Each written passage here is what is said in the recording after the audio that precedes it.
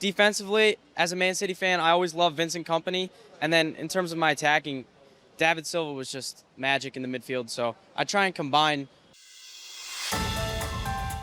ফুটবলে right back পজিশনে defence সামলে অ্যাটাকে যাওয়ার কাজ সারতে হয়। অ্যাটাকিংয়ে স্ট্রাইকারকে দরকারি সাপোর্ট দিয়ে ফিরতে হয় নিজের পজিশনে। এই শতকের প্রথম দশকের ফুটবল যাদের মনে আছে তাদের চোখে ব্রাজিলের মাইকনের পারফরম্যান্স নিশ্চয়ই চোখে লেগে থাকবে।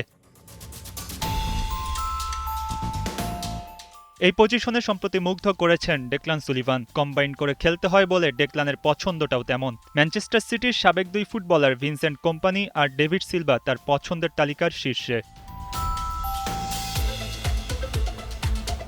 ডেকলানের সবচেয়ে পছন্দের ক্লাবের নামও ম্যানচেস্টার সিটি। ওই ক্লাবের সাবেক ডিফেন্ডার ভিনসেন্ট কোম্পানি লম্বা সময় সিটির ডিফেন্স সামলিয়েছেন, পালন করেছেন অধিনায়কের দায়িত্ব। আর মিডফিল্ড থেকে স্ট্রাইকারদের জন্য এক আশীর্বাদ ছিলেন ডেভিড সিলভা।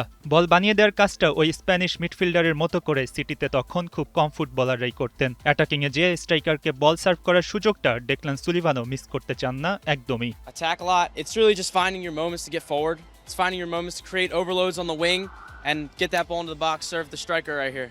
সাফ অনূর্ধ্ব 20 চ্যাম্পিয়নশিপে চ্যাম্পিয়ন বাংলাদেশের হয়ে রোনান সুলিভান সবগুলো ম্যাচ খেললেও ডেকলানের সে সুযোগটা হয়নি। রাইট ব্যাক পজিশনের এই ফুটবলারের অভিষেক হয়েছিল সেমিফাইনালে নেপালের বিপক্ষে। ওই ম্যাচে তিনি খেলেছেন মাত্র 10 মিনিট। তার খেলা 10 মিনিটেই সামর্থ্যের ঝলক দেখিয়েছিলেন ডেকলান। এমনকি রোনানকে দেয়া একটি পাসে প্রায় গোল হয়ে যাওয়ার মুহূর্ত এসেছিল।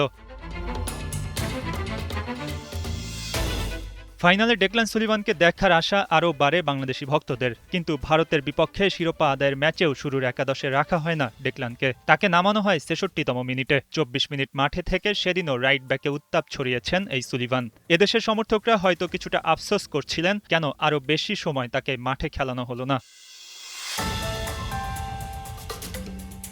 স্বপ্ন অবশ্য পূরণ হয়েছে। রোনান ডেকলান তো চমক দেখিয়েছেন। দেশের ছেলেরাও সবটুকু উজাড় করে দিয়েছেন। বাংলাদেশের যুবারা জিতেছে সাফের শিরোপা। এখন কেবল আরও সামনে এগিয়ে যাওয়ার পালা। ম্যানচেস্টার সিটি যার প্রিয় ক্লাব, কোম্পানি সিলভা যার প্রিয় ফুটবলার, সেই ডেকলানদের প্রতি থাকবে বড় আশা। ডিফেন্স আর অ্যাটাক সামলিয়ে ওদের হাত ধরে লাল সবুজের জমিনে আসুক আরও অনেক অনেক শিরোপা।